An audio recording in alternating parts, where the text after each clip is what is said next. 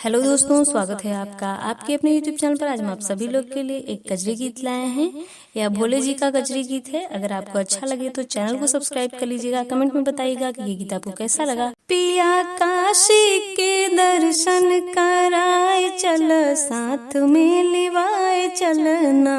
पिया काशी के दर्शन कराए चल, साथ में लियाए चलना। हो पिया आगे कदमियाँ बढ़ाए चल, काशी में घुमाए चलना।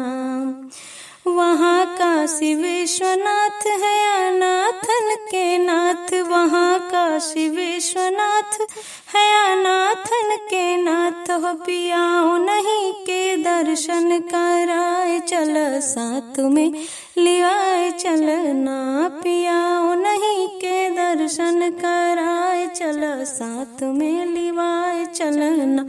हो पिया काशी के दर्शन कराए चल, साथ में लिवाए चलना। वहाँ गंगा जी के घाट जहाँ भक्तन के ठाट, वहाँ गंगा जी के घाट जहाँ भक्तन के ठाट। गंगा मैया में डुबकी लगाए चल, काशी में घुमाए चलना। गंगा मैया में डुबकी लगाए चल, काशी में घुमाए चलना।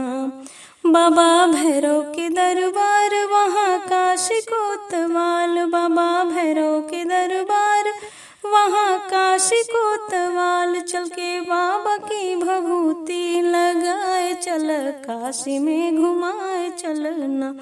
चल के बाबा की भभूति लगाए चल, साथ में लिवाए चलना। पिया काशी के दर्शन कराए चल, काशी में घुमाए चलना। संकट मोचन दरबार जिकर महिमाया पार, संकट मोचन दरबार जिकर महिमाया पार। हम बेसन के लड्डू चढ़ाए चल, साथ में लिवाए चलना। हम बेसन के लड्डू चढ़ाए चल, साथ में लिवाए चलना। पिया काशी के दर्शन कराए चल, साथ में लिवाए चलना।